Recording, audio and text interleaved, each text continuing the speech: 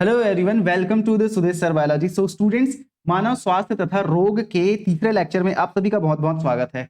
तो स्टूडेंट्स, आज हम क्या पढ़ने जा रहे हैं? Immune system in the body. हमारी बॉडी में, ह्यूमन बॉडी में इम्यून सिस्टम कैसा होता है, किन किन चीजों से बना होता है, आज पढ़ेंगे। पिछले लेक्चर्स में हम लोग इम्यूनिटी के बारे में पढ़े हैं, innate immunity and acquired immunity, और उसके अंतर्गत फिर हम लोग एक्टिव तथा पैसिव इम्यूनिटी को काफी अच्छे से पढ़े हैं। अगर आपने वो दोनों लेक्चर नहीं देखा है तो पहले वो दोनों लेक्चर जाके देखेंगे, तब आपको ये समझ में आने वाला है। ठीक है भाई, चलो तो शुरुआत करेंगे। Immune system in the body. देखो, ह्यूमन बॉडी का जो इम्यून सिस्टम है वो कंसिस्ट होता है कुछ कुछ अलग अलग ऑर्गन से, है ना। तो किन किन ऑर्गन से कंसिस्ट होता है हमारा ह्यूमन बॉडी, देखते हैं, है ना। ह्यूमन हम लोग थोड़ा शॉर्टकट में लिखेंगे क्योंकि टाइम थोड़ा बचे, ठीक है। तो ह्यूमन, जैसे ये शॉर्टकट, इम्यून सिस्टम किससे कंसिस्ट होता है? कंसिस्ट ऑफ, किन किन चीजों से कंसिस्ट होता है भाई, किन किन चीजों से बना होता है? तो पहला आता है क्या? Lymphoid organ. ठीक है, पहला क्या आता है? Lymphoid organ. दूसरा क्या आता है भाई? दूसरा आ जाता है हमारा लिम्फॉइड टिश्यू, लिम्फॉइड टिश्यू। और फिर तीसरा स्ट्रक्चर आता है हमारा सेल्स। जैसे कि सेल्स में क्या आ जाएंगे? लिम्फोसाइट्स, लिम्फोसाइट्स आ जाएंगे। और उसके बाद फिर एंटीबॉडी भी इसके अंतर्गत आते हैं, एंटीबॉडी। ठीक है, ये एंटीबॉडी कैसे होते हैं? केमिकल्स होते हैं जो सॉल्यूबल होते हैं इन नेचर में। ठीक है, उनका जो नेचर है वो कैसा होता है भाई? सॉल्यूबल होता है, सॉल्यूबल मॉलिक्यूल होते हैं ये जो एंटीबॉडी है वो। ठीक, चलो, तो ये तो रहा, इन चीजों से मिलकर बना है हमारा जो ह्यूमन इम्यून सिस्टम है वो। किन किन चीजों से? पहला लिम्फॉइड ऑर्गन, लिम्फॉइड टिश्यू, उसके बाद फिर आ जाता है आपका सेल्स, जैसे कि lymphocyte, B lymphocyte, T lymphocyte की बात करेंगे यहाँ पर, और फिर एंटीबॉडी, है ना। चलो सॉरी, देखो यहाँ पर आप देख सकते हैं, ये रहा lymphoid lymph node, thymus, lymphatic vessels sorry sorry, है ना। तो ये सारी चीजें हैं यहाँ पर। अब हम लोग कुछ और चीजों की यहाँ पर बात करेंगे। इम्यून सिस्टम है ना, वो कर क्या सकता है हमारी बॉडी में? इम्यून सिस्टम क्या क्या करता है देखते हैं, ठीक है। इम्यून सिस्टम हमारी बॉडी में क्या क्या करेगा, नोट के तौर पर लिखेंगे इसको, नोट। ठीक है, इम्यून सिस्टम, हम लोग इम्यून सिस्टम को अब थोड़ा शॉर्टकट में लिखेंगे, इम्यून सिस्टम। ठीक है, क्या करेगा इम्यून सिस्टम? ये कर सकता है क्या क्या? ये सेंस कर सकता है। ठीक है, ये थोड़ा ज्यादा ही ब्राइट हो जा रहा है, इसको डार्क करते हैं। ठीक है, इम्यून सिस्टम क्या कर सकता है भाई? इम्यून सिस्टम सेंस कर सकता है किसको? जो भी पैथोजन इंटर करा है उसको। फिर ये क्या कर सकता है? रिकॉग्नाइज भी करेगा। और क्या कर सकता है ये? अब रिकॉग्नाइज करा तो ये रिस्पॉन्ड भी तो करेगा ना भाई उस पैथोजन के अगेंस्ट, है ना। तो रिस्पॉन्ड भी करेगा, और क्या करेगा ये? मेमोरी भी बना के रखता है। ठीक है, मेमोरी बना के रखेगा ताकि आगे जब भी वो अटैक करेगा हमारी बॉडी में कोई भी पैथोजन, तो वो उसको डायरेक्टली जाके किल कर दे। ठीक है, इम्यून सिस्टम और क्या कर सकता है? तो ये एलर्जिक रिएक्शन में भी हेल्प करेगा, also play role in allergic reaction, allergic reaction. और किसमें? ये ऑटो इम्यून डिसीज में भी इसका काम होता है। ठीक है, ऑटो इम्यून डिसीज और ऑर्गन ट्रांसप्लांटेशन में भी ये अपना रोल प्ले करता है, ऑर्गन ट्रांसप्लांटेशन, ऑर्गन ट्रांसप्लांटेशन में भी ये अपना रोल प्ले करता है। ठीक, चलो भाई, तो अभी हम सबसे पहले बात करेंगे लिम्फॉइड ऑर्गन की। ठीक है, क्या होता है लिम्फॉइड ऑर्गन देखेंगे। आप लोगों को समझ तो आ ही रहा होगा, और नहीं आ रहा है तो बिल्कुल आप पूछ सकते हैं भाई, कोई दिक्कत दुख दर्द समस्या वाली बात है नहीं। ठीक है, आपको चीजें समझ में नहीं आएगी तो फिर मेरे पढ़ाने का मतलब क्या होगा, है ना। तो समझना तो पड़ेगा, और नहीं समझ आ रहा है तो बिल्कुल पूछें, है ना। चलो भाई, तो सबसे पहले हम बात करेंगे किसकी? लिम्फॉइड ऑर्गन की। Lymphoid organ, human immune system को हम लोग पढ़ रहे हैं, और ह्यूमन इम्यून सिस्टम में लिम्फॉइड ऑर्गन की बात करने जा रहे हैं। क्या होता है भाई लिम्फॉइड ऑर्गन, और इसके अंतर्गत कौन कौन आते हैं? तो यहां पर लिम्फॉइड ऑर्गन के अंतर्गत जितने भी लिम्फोसाइट है, जैसे B lymphocyte and T lymphocyte, उनका क्या होता है? ओरिजिन होता है, मैच्यूरेशन होता है तथा प्रोलिफरेशन होता है। लिम्फोसाइट्स का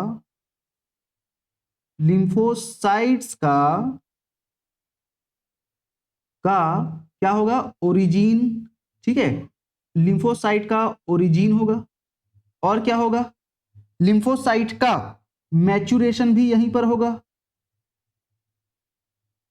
और क्या होता है भाई, उनका प्रोलिफरेशन भी यहीं पर होगा,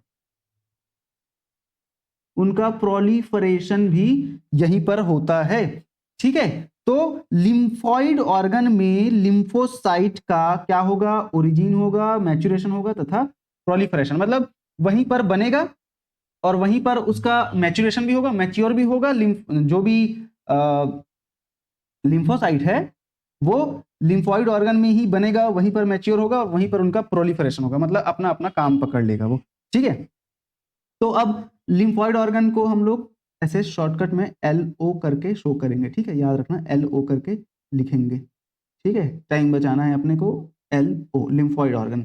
तो भाई लिम्फॉइड ऑर्गन में दो लिम्फॉइड ऑर्गन आते हैं, जैसे कि पहला लिम्फॉइड ऑर्गन है, क्या है वो, primary lymphoid organ. Primary lymphoid organ की अगर हम बात करते हैं तो प्राइमरी लिम्फॉइड ऑर्गन में कौन कौन आते हैं भाई, बोन मैरो तथा थाइमस, ठीक है, interesting, bone marrow and thymus आ जाते हैं प्राइमरी लिम्फॉइड ऑर्गन में, बोन मैरो है ना एंड थाइमस,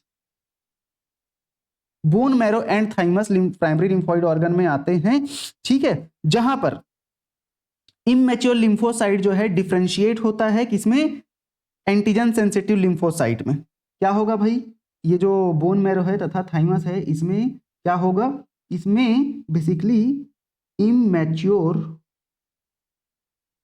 लिम्फोसाइट जो है ना, डिफरेंशिएट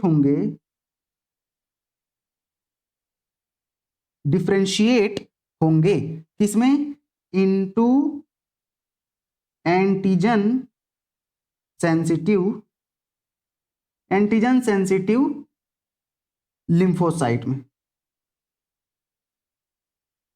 ठीक है। मतलब देखो बोन मैरो में ना, बोन मैरो और थाइमस में, देखो बोन मैरो में तो जो दोनों सेल्स बनते हैं, ठीक है, बोन मैरो में ही बी और टी सेल बनेंगे, लेकिन बोन मैरो के अंतर्गत बी सेल मैच्योर होंगे और थाइमस के अंतर्गत टी लिम्फोसाइट मैच्योर होते हैं, ठीक है। तो ये जो प्राइमरी लिम्फोइड ऑर्गन है, इनमें इमैच्योर लिम्फोसाइट जो है डिफरेंशिएट होते हैं एंटीजन सेंसिटिव लिम्फोसाइट में, ठीक है। अच्छा, अब भाई डिफरेंशिएट हो गए, उसके बाद उनका मैच्यूरेशन भी होगा, और मैच्यूरेशन होने के बाद वो सेकेंडरी लिम्फोसाइट में चले जाते हैं, कौन, मैच्योर लिम्फोसाइट, ठीक है। तो यहां पर डिफरेंशिएट हुए, आफ्टर मैच्यूरेशन, अब देखो डिफरेंशिएट हो गए मतलब मैच्योर हो गए ना, तो ये आफ्टर मैच्यूरेशन कहां जाएंगे भाई, ये जो मैच्योर्ड या डिफरेंशिएटेड लिम्फोसाइट सेल्स हैं वो कहां जाएंगे, goes to secondary lymphoid organ, secondary lymphoid organ में जाएंगे वो सेल्स, ताकि वहां पर जाके सेकेंडरी लिम्फॉइड ऑर्गन में क्या होना है भाई, है ना, इसको हम लोग लिखेंगे सेकेंडरी लिम्फॉइड ऑर्गन में क्या होता है, इंटरैक्शन होता है लिम्फोसाइट का किसके साथ में, एंटीजन के साथ में, ठीक है। लिम्फोसाइट, कोई भी लिम्फोसाइट चाहे बी हो चाहे टी हो, लिम्फोसाइट का एंटीजन के साथ, एंटीजन मतलब पैथोजन जो बाहर से आया है उसके साथ, एंटीजन के साथ क्या होता है भाई, इंटरैक्शन होता है, ठीक है, इंटरैक्शन होता है, एंटीजन के साथ इंटरैक्शन होता है, ठीक है। और जैसे ही इंटरैक्शन हुआ लिम्फोसाइट का, तो लिम्फोसाइट अब क्या बन जाएगा भाई, लिम्फोसाइट बिकम, क्या बन जाएंगे, इफेक्टर सेल, ठीक है, लिम्फोसाइट जो है बिकम इफेक्टर सेल, और यहां पर ये जो प्रोसेस है बनने का उसको बोलते हैं प्रोलीफरेशन। क्या बोलते हैं? प्रोलीफरेशन बोलते हैं। ठीक है भाई, चलो। तो ये तो रहा सेकेंडरी लिम्फोइड ऑर्गन, है ना। सेकेंडरी लिम्फोइड ऑर्गन के बारे में यहाँ पर और थोड़ा बात करते हैं। अभी हम लोग बात किए किसकी? प्राइमरी लिम्फोइड ऑर्गन की। अभी सेकेंडरी लिम्फोइड ऑर्गन की बात कर रहे हैं। तो सेकेंडरी लिम्फोइड ऑर्गन के एग्जाम्पल की अगर हम बात करेंगे, है ना, सेकेंडरी लिम्फोइड ऑर्गन के एग्जाम्पल में कौन कौन आते हैं, तो यहाँ पर देखना आप, है ना। सेकेंडरी लिम्फोइड ऑर्गन में एग्जाम्पल कौन कौन आएंगे भाई? एग्जाम्पल के तौर पर हम लिखेंगे स्प्लीन, लिम्फ नोड, टॉन्सिल्स, ये सारे एग्जाम्पल्स हैं। ठीक है, स्प्लीन, लिम्फ नोड, ठीक है, स्प्लीन हो गया, लिम्फ नोड हो गया। ठीक है, फिर कौन हो जाएंगे भाई? टॉन्सिल्स और पेयर्स पैचेस, पेयर्स पैचेस। ठीक है, उसके बाद फिर यहां पर पेयर्स पैचेस किसके अंतर्गत? स्मॉल इंटेस्टाइन के अंतर्गत, ऑफ स्मॉल इंटेस्टाइन। ठीक है, फिर उसके बाद आपका आ जाता है क्या? And appendix, appendix. ये सारे हो जाते हैं सेकेंडरी लिम्फोइड ऑर्गन के एग्जाम्पल। ठीक भाई, चलो। अब सेकेंडरी लिम्फोइड ऑर्गन तो हो गया। अब हम प्राइमरी लिम्फोइड ऑर्गन के जो मतलब प्राइमरी लिम्फोइड ऑर्गन्स है उनकी बात करते हैं। पहले आता है बोन मैरो तथा दूसरा आता है थाइमस। ये दोनों प्राइमरी लिम्फोइड ऑर्गन के एग्जाम्पल है। यहाँ पर हमने देखा था कौन कौन से example? Bone marrow and thymus. ठीक है, तो बोन मैरो एंड थाइमस की यहाँ पर हम बात करेंगे। ठीक है, चलो भाई, बोन मैरो सबसे पहला। बोन मैरो ये एक टाइप का प्राइमरी लिम्फोइड ऑर्गन है। ठीक है, बोन मैरो क्या है? प्राइमरी लिम्फोइड ऑर्गन का एग्जाम्पल है भाई। क्या है? Bone marrow primary lymphoid organ का एग्जाम्पल है, याद रखेंगे। ये मेन लिम्फोइड ऑर्गन होता है। ठीक है, जो बोन मैरो है वो मेन लिम्फोइड ऑर्गन होता है, मेन लिम्फोइड ऑर्गन है बोन मैरो। और यहां पर जितने भी ब्लड सेल हैं, सभी ब्लड सेल, सभी blood cell, all blood cells formed. ठीक है, सभी ब्लड सेल्स यहां पर बनते हैं, इंक्लूडिंग लिम्फोसाइट्स। जितने भी ब्लड सेल हैं इंक्लूडिंग लिम्फोसाइट। ठीक है, सभी ब्लड सेल यहां पर बनते हैं इंक्लूडिंग लिम्फोसाइट। अच्छा, ये तो रहा बोन मैरो। अगर हम थाइमस की बात करेंगे तो थाइमस भी अगला सेकेंडरी लिम्फोइड ऑर्गन है। ठीक है, थाइमस ये क्या है? Sorry, primary lymphoid organ. Thymus भी एक टाइप का प्राइमरी लिम्फोइड ऑर्गन है। बोन मैरो तथा थाइमस प्राइमरी लिम्फोइड ऑर्गन के अंतर्गत आते हैं। ठीक है, तो जो थाइमस है वो एक लोब्ड ऑर्गन होता है, अलोब्ड ऑर्गन होता है ये। ठीक है, अच्छा, बोन मैरो तो पता है ना आप लोगों को। बोन मैरो मतलब कि बोन के, मान के चलो, अस्थि मज्जा जिसको बोलते हैं। ठीक है, इसको हम लोग हिंदी में लिखते हैं अस्थि मज्जा। ठीक है, अस्थि मज्जा, ऐसे बोन है, ये बोन है, उसके अंदर ये बीचों बीच यहां पर से जो स्ट्रक्चर ऐसे बीचों बीच जो होता है ना, ये है बोन मैरो। इसी के अंदर पूरे स्टेम सेल भरे होते हैं। ठीक है, तो ये बोन मैरो।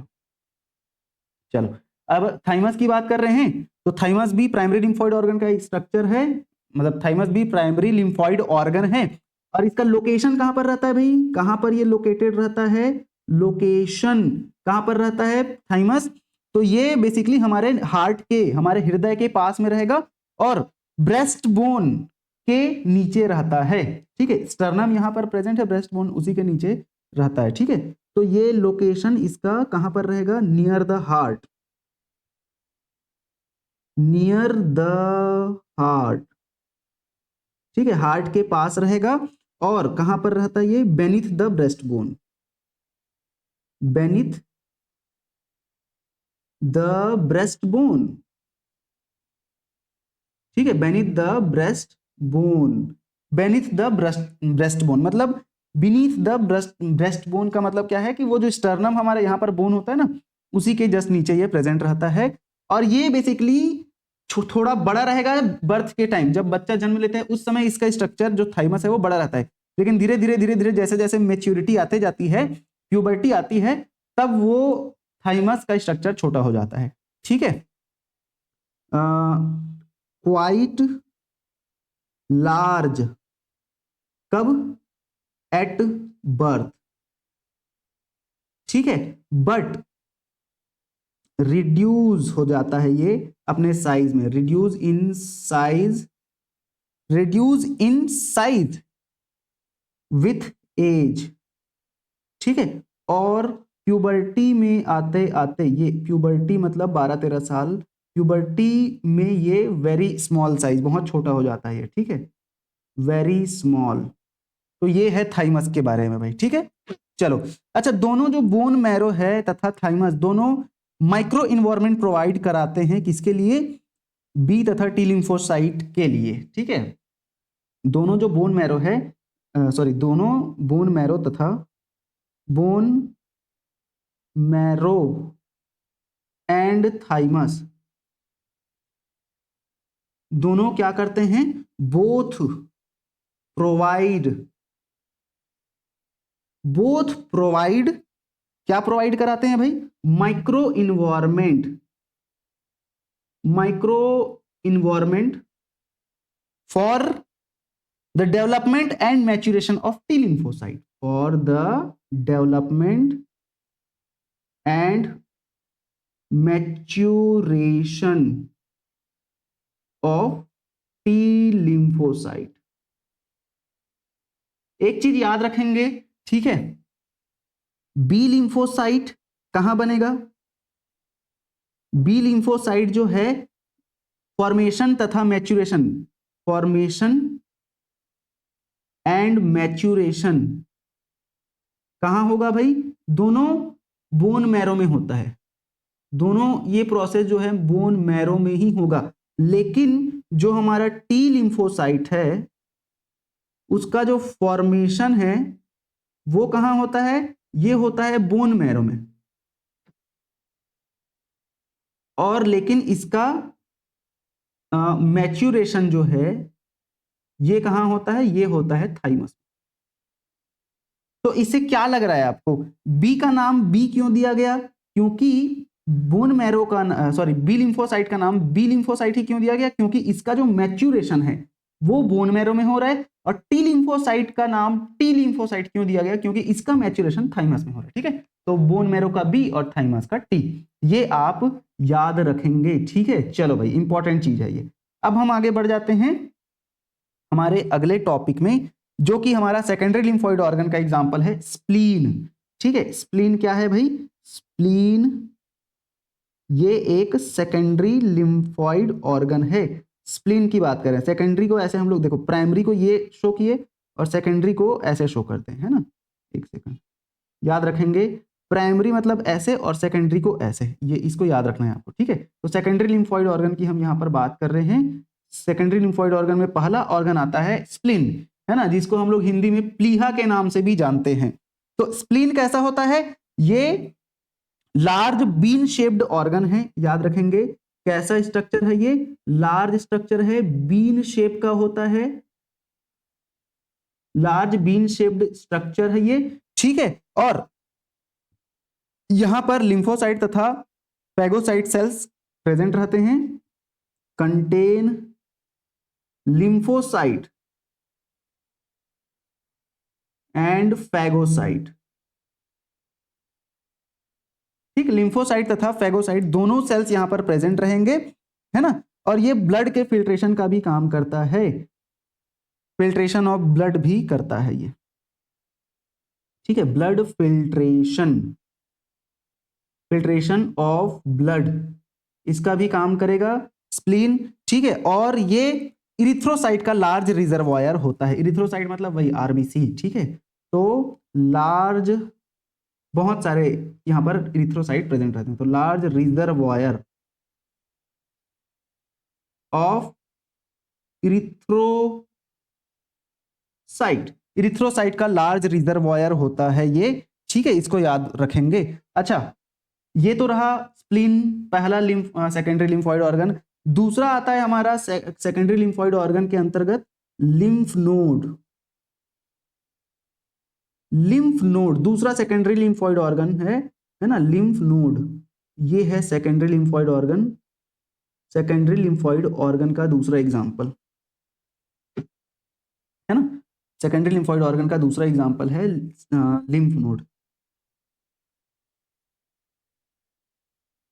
चलो भाई, ठीक है, lymph node secondary lymphoid organ का दूसरा एग्जांपल। ये कैसा होता है? स्मॉल होता है, सॉलिड स्ट्रक्चर होता है, याद रखेंगे। कैसा स्ट्रक्चर है ये? स्मॉल सॉलिड स्ट्रक्चर है, सॉलिड स्ट्रक्चर होता है, स्मॉल सॉलिड स्ट्रक्चर होता है। और इसका जो लोकेशन है, कहां पर प्रेजेंट रहता है भाई ये? तो इसका लोकेशन है बेसिकली हमारे लिम्फेटिक सिस्टम में अलग अलग पॉइंट्स पर ये पाया जाता है। लिम्फेटिक सिस्टम में इन डिफरेंट पॉइंट, है ना, लिम्फेटिक सिस्टम में डिफरेंट अलग अलग पॉइंट पे ये प्रेजेंट रहते हैं, है ना। एक सेकंड, माइक निकल गया था। चलो, कहाँ? लिम्फेटिक सिस्टम में अलग अलग पॉइंट में ये प्रेजेंट रहेंगे। और ये करते क्या हैं? माइक्रो ऑर्गेनिज्म को ट्रैप करने का काम करते हैं। ट्रैप द माइक्रो ऑर्गेनिज्म, ठीक है, और माइक्रो ऑर्गेनिज्म को ट्रैप करने का काम करेंगे। और किसको ट्रैप करते हैं ये? एंटीजन को भी ट्रैप करते हैं, ठीक है। एंटीजन मतलब पैथोजन का कोई पैथोजेनिक पार्ट, एंटीजेनिक पार्ट, ठीक है। नाउ इनका जो ट्रैप्ड एंटीजन है ना, मान लो लिम्फ नोड ने किसी एंटीजन को ट्रैप किया है, तो उनका जो ट्रैप्ड एंटीजन है वो रिस्पॉन्सिबल होता है किसके लिए? हमारे लिम्फोसाइट को हमारे जो लिम्फोसाइट होते हैं उनको एक्टिवेट करने के लिए रिस्पॉन्सिबल होते हैं, ठीक है। तो ये जो ट्रैप्ड एंटीजन है, ट्रैप्ड एंटीजन क्या करते हैं? ये ट्रैप्ड एंटीजन रिस्पॉन्सिबल होते हैं किसके लिए? रिस्पॉन्सिबल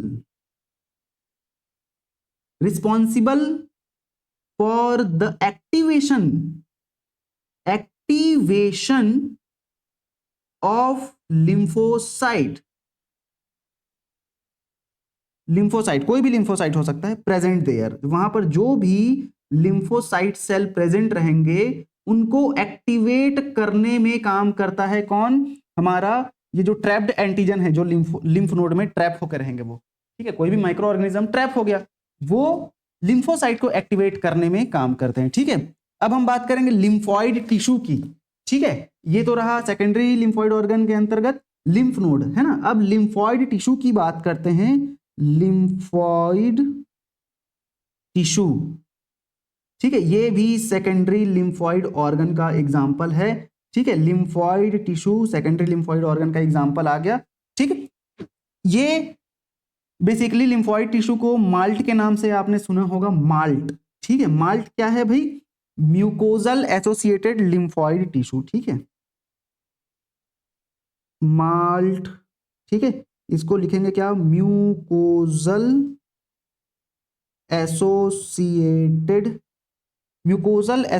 लिम्फॉइड टिश्यू, ये है भाई माल्ट, ठीक है। Mucosal associated lymphoid tissue, malt, ठीक है। चलो, अब इसकी खास बात क्या है? ये जो टिश्यू है इसकी खास बात क्या है? तो सबसे पहले तो इनका लोकेशन, कहां पर प्रेजेंट रहते हैं भाई ये? तो ये रहते हैं हमारे जितने भी मेजर ट्रैक्ट हैं, जैसे रेस्पिरेटरी ट्रैक्ट हो गया, है ना, हमारा जो पाचन नाल है, पाचन, और फिर यूरोजेनाइटल ट्रैक्ट है ना, जहां से यूरिन पास होता है। तो उन सभी ट्रैक्ट में ये, मतलब उनकी लाइन में प्रेजेंट रहता है, उनकी जो लाइनिंग होती है, दीवारें होती हैं, उनमें प्रेजेंट रहता है, ठीक है। ये मेजर ट्रैक्ट जैसे कि respiratory tract, digestive and urogenital tract की लाइनिंग में प्रेजेंट रहता है, की लाइनिंग में प्रेजेंट रहता है, ठीक है। इन सभी ट्रैक्ट की लाइनिंग में प्रेजेंट रहता है, ठीक है भाई, है ना। और यहां पर लगभग 50% लिम्फॉइड टिश्यू रहता है, ठीक है, याद रखेंगे, contain 50% of lymphoid tissue in human body, मतलब हमारी बॉडी में 50% लिम्फोइड टिश्यू प्रेजेंट रहते हैं, ठीक। चलो अब भाई अगर हम बात करेंगे, यहां पर एक डायग्राम से समझेंगे इस चीज को, है ना। लिम कहाँ है डायग्राम, ये रहा, इस डायग्राम को देखो, ठीक है। होता क्या है, एक्चुअल फंक्शन हम लोग समझते हैं, ठीक है, यहां से आपको क्लियर हो जाएगा। देखो बोन मैरो में क्या बना, हमारा लिम्फोसाइट प्रिकर्सर, मतलब बोन मैरो में प्रेजेंट रहता है लिम्फोसाइट प्रिकर्सर। लिम्फोसाइट प्रिकर्सर का मतलब क्या है, लिम्फोसाइट बनाने वाले सेल, ठीक है। लिम्फोसाइट बनाने वाले सेल्स कहां पर प्रेजेंट रहते हैं, बोन मैरो में प्रेजेंट रहते हैं, ठीक है। और उनको हम क्या बोलते हैं, स्टेम सेल भी बोलते हैं। स्टेम सेल ऐसे सेल होते हैं जो किसी भी अदर सेल में कन्वर्ट हो सकते हैं, उनका कोई फिक्स नहीं है, वो किसी भी सेल में कन्वर्ट हो सकते हैं, ठीक है, कुछ भी बन सकते हैं। तो बोन मैरो में लिम्फोसाइट प्रिकर्सर प्रेजेंट होते हैं, स्टेम सेल प्रेजेंट होते हैं। वो यहां पर थाइमस में टी सेल में कन्वर्ट होंगे, मतलब बोन मैरो में ही टी सेल बनता है लेकिन थाइमस में जाकर मैच्योर होंगे, और वैसे बी सेल जो है बोन मैरो में ही बनेंगे, ठीक है। इसको मैं यहां पर लिख लेता हूं बोन मैरो, बोन मैरो, ये काम बोन मैरो में हो रहा है बी सेल वाला, ठीक है, लेकिन जो टी सेल वाला काम है वो थाइमस में होगा, ठीक है। बना टी सेल कहां पर, बोन मैरो में, लेकिन मैच्योरेशन कहां होगा, थाइमस में, ठीक है। तो पहले हम लोग बी सेल का देखते हैं। बी सेल का एक्चुअल काम है प्लाज्मा सेल बनाएगा, और प्लाज्मा सेल फिर एंटीबॉडी प्रोडक्शन करता है, एंटीबॉडी बनाएगा। कितने टाइप्स के एंटीबॉडी होते हैं हमारे बॉडी में, 5 प्रकार के।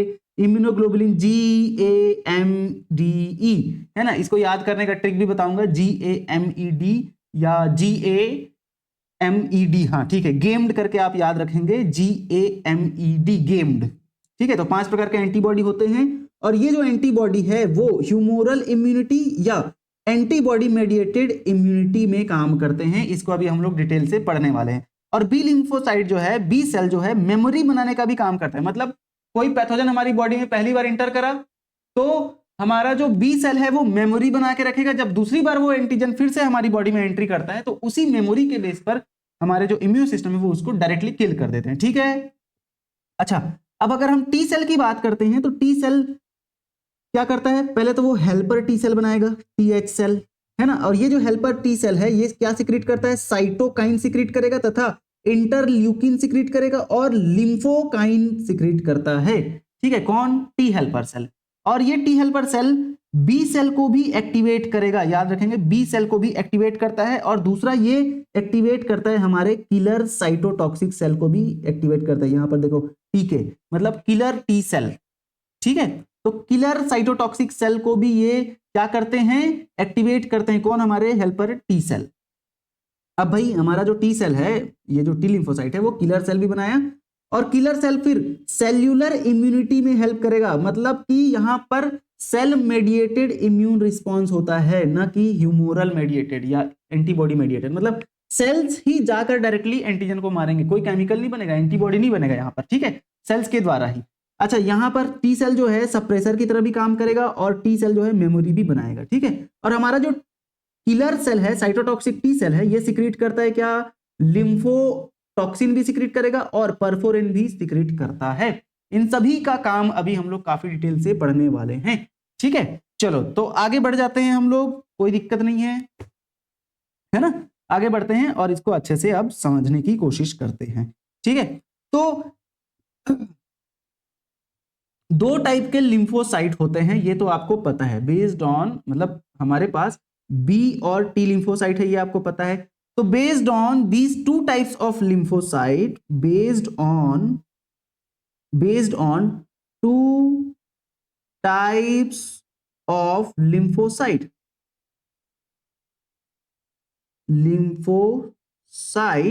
कौन कौन से, बी एंड टी, ये 2 टाइप के लिम्फोसाइट के आधार पर हमारी बॉडी में 2 टाइप के इम्यूनिटी होती है, एक्टिव इम्यूनिटी, क्योंकि अभी हम लोग पूरा एक्टिव इम्यूनिटी पढ़ रहे हैं ना, पैसिव नहीं पढ़ रहे हैं अभी, ठीक है, पैसिव इम्यूनिटी नहीं पढ़ रहे हैं। तो भाई इस 2 टाइप के लिम्फोसाइट के आधार पर हमारी बॉडी में ना क्या होता है, 2 टाइप के एक्टिव इम्यूनिटी होती है, लिखेंगे there are two types of active immunity. Two types of immunity कौन कौन से होते हैं भाई? दो टाइप के इम्यूनिटी। तो पहला इम्यूनिटी आता है हमारा क्या?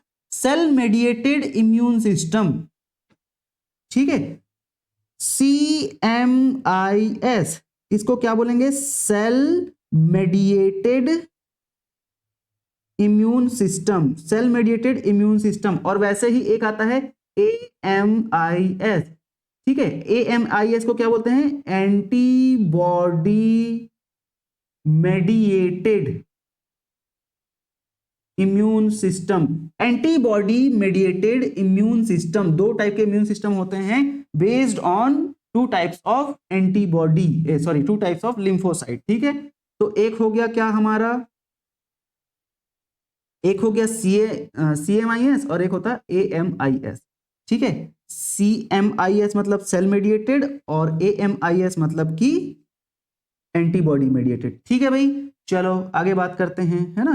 तो सेल मेडिएटेड इम्यून सिस्टम और एंटीबॉडी मेडिएटेड इम्यून सिस्टम को हम लोग अभी पढ़ने वाले हैं, ठीक है। याद रखना, याद क्या रखना है आपको कि सेल्यूलर मेडिएटेड इम्यून सिस्टम जो है ना, सेल मेडिएटेड इम्यून सिस्टम, उसको हम लोग सेल्यूलर इम्यून सिस्टम भी बोलेंगे। क्या बोलेंगे? सेल्यूलर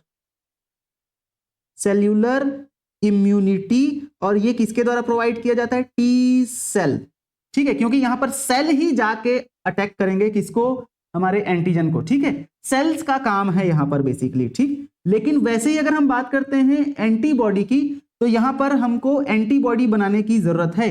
तो एंटीबॉडी कौन बनाता है भाई? एंटीबॉडी बी सेल बनाता है। तो इसको क्या बोलते हैं? इसको हम लोग बोलते हैं ह्यूमोरल इम्यूनिटी। और ये बी सेल के द्वारा किया जाता है। मतलब याद रखेंगे हमेशा, बी सेल ही एंटीबॉडी बनाने का काम करता है भाई, ठीक है। कौन एंटीबॉडी बनाने का काम करता है? बी सेल, ठीक। अब हम बात करते हैं सबसे पहले ये जो CMIS है, सेल मेडिएटेड इम्यून सिस्टम है, इसकी बात करने जा रहे हैं, ठीक है। CMIS, ठीक है, CMIS की बात करते हैं। क्या होता है भाई CMIS? तो देखते हैं CMIS की, यहां पर हम बात कर रहे हैं CMIS, है ना, सेल मेडिएटेड इम्यून सिस्टम। ये बेसिकली आपको यहां पर ऊपर ही मैंने लिखा है, ये सेल्यूलर इम्यूनिटी होती है। सेल्यूलर मतलब कि सेल के द्वारा इम्यून सिस्टम प्रोवाइड किया जाएगा, इम्यूनिटी सेल के द्वारा, ठीक है। और यहां पर टी सेल के द्वारा किया जाएगा, टी सेल, याद रखेंगे टी सेल। 4 प्रकार के टी सेल होते हैं, याद रखेंगे, ठीक है। 4 टाइप्स ऑफ टी सेल, 4 प्रकार के टी सेल होते हैं। कौन कौन से 4 टाइप्स ऑफ टी सेल होते हैं भाई? तो पहला आता है helper T cell, helper T cell, ठीक है। फिर दूसरा आता है हमारा, दूसरा, तीसरा, चौथा, ऐसा, ठीक है। चलो एक सेकंड, थोड़ा डिजाइनदार बनाना जरूरी है ना यार, ठीक है। ये रहा, अच्छा एक सेकंड, गड़बड़ हो गया है। पहला, दूसरा और ये तीसरा और ये चौथा, चलो भाई, है ना। 4 प्रकार के टी सेल होते हैं। पहला टी सेल क्या है भाई? पहला टी सेल है हेल्पर टी सेल, है ना। कौन से T cell? Helper T cell, helper T cell. दूसरा टी सेल कौन सा? अच्छा, इसको हम लोग TH से डिनोट करते हैं। दूसरा टी सेल है हमारा किलर टी सेल, ठीक है। देख रहे हो कैसा कैसा नाम है, killer, killer, killer T cell, kill करता है भाई। तो इसको हम लोग लिखेंगे TK, किलर टी सेल, ठीक है। और इसको साइटोटॉक्सिक टी सेल भी बोलते हैं, और साइटोटॉक्सिक टी सेल भी बोलते हैं। और वैसे ही अगला आता है suppressor T cell, suppressor T cell. और फिर चौथा आता है क्या? तीसरा सप्रेसर टी सेल और चौथा आता है memory T cell, memory T cell, ठीक है। तो ये 4 प्रकार के टी सेल होते हैं हमारे पास। कौन कौन से? Helper T cell, killer T cell, memory T cell, suppressor T cell, है ना। इन सभी को आपको ध्यान में रखना है। 4 प्रकार के टी सेल होते हैं, helper, memory, killer and suppressor, है ना। तो बात करते हैं, जैसे ही हमारी बॉडी में पहली बार कोई पैथोजन इंटर करता है, ठीक है, जैसे ही हमारी बॉडी में पहली बार कोई जो पैथोजन है वो इंटर करा, ठीक है, पैथोजन इंटर करता है हमारी बॉडी को, नहीं, हमारी बॉडी को, ठीक है, छत्तीसगढ़िया नहीं बोलेंगे, पैथोजन इंटर अवर बॉडी। जैसे ही पैथोजन हमारी बॉडी में इंटर करता है तो सबसे पहले मैक्रोफेज इंटरेक्ट करता है किससे, उस पैथोजन से। तो मैक्रोफेज क्या होता है, जो डायरेक्टली फैगोसाइटोसिस के थ्रू एंटीजन को खा लेता है, ठीक है। तो मैक्रोफेज इंटरैक्ट फर्स्ट, मैक्रोफेज सबसे पहले इंटरैक्ट करेगा, और अगर मैक्रोफेज उसको नहीं खा पाया अच्छे से, है ना, बहुत सारे पैथोजन इंटर कर गए, तो मैक्रोफेज फिर एक्टिवेट करता है किसको, मैक्रोफेज एक्टिवेट करेगा किसको, टीएच सेल को, एक्टिवेट टीएच सेल, मतलब कि हेल्पर टी सेल को एक्टिवेट करेगा बाय रिलीजिंग इंटरल्यूकिन्स, ठीक है, एक केमिकल होता है इंटरल्यूकिन, बाय रिलीजिंग इंटरल्यूकिन्स, ठीक है, बाय रिलीजिंग इंटरल्यूकिन्स, जिसको ILS शॉर्टकट में भी लिखते हैं, और या तो साइटोकाइन या मोनोकाइन भी बोला जाता है, और साइटोकाइन भी रिलीज कर सकता है, काइन और मोनोकाइन, ठीक है। तो ये सभी अलग अलग केमिकल्स रिलीज करेगा हमारा कौन, मैक्रोफेज, ठीक है, मैक्रोफेज रिलीज करता है ये सारे अलग अलग केमिकल्स, और एक्टिवेट करेगा किसको, टीएच सेल को, टी हेल्पर सेल को एक्टिवेट करता है, ठीक है। तो भाई अब मान के चलो हमारा जो टी हेल्पर सेल है वो एक्टिवेट हो गया, तो बात करेंगे सबसे पहले टी हेल्पर सेल क्या करता होगा, है ना, टी हेल्पर सेल करता क्या होगा भाई, टी हेल्पर सेल, है ना, टी हेल्पर सेल क्या करेगा सबसे पहले, टी हेल्पर सेल, देखो जो टी हेल्पर सेल है ना, वो दो चीज को स्टिमुलेट करेगा, टी एच यहां से लिखेंगे, टी एच दो चीजों को स्टिमुलेट करेगा, स्टिम्युलेट, किसको स्टिमुलेट करेगा, ये दो चीजों को स्टिमुलेट करता है, किसको ध्यान देंगे यहां पर, दो चीजों को स्टिमुलेट करेगा, किसको, पहला तो ये किलर टी सेल को स्टिमुलेट करेगा और दूसरा बी सेल को स्टिमुलेट करेगा, ठीक है, पहला किलर टी सेल को स्टिमुलेट करा और दूसरा ये बी सेल को स्टिमुलेट करेगा। अच्छा, टी सेल को अगर स्टिमुलेट किया है तो टी सेल का काम क्या होगा भाई, है ना, टी सेल को स्टिमुलेट किया है इसने, तो टी सेल का काम क्या होगा, और बी सेल को स्टिमुलेट किया तो बी सेल का काम क्या होगा, तो जो टी सेल है वो क्या करेगा, ये डिवाइड करेगा और बहुत सारे अपने क्लोन प्रोड्यूस करेगा, अपने ही जैसे बहुत सारे किलर टी सेल प्रोड्यूस करेगा, divide and produce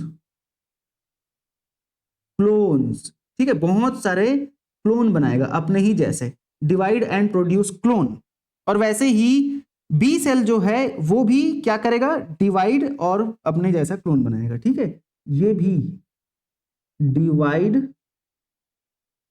and produce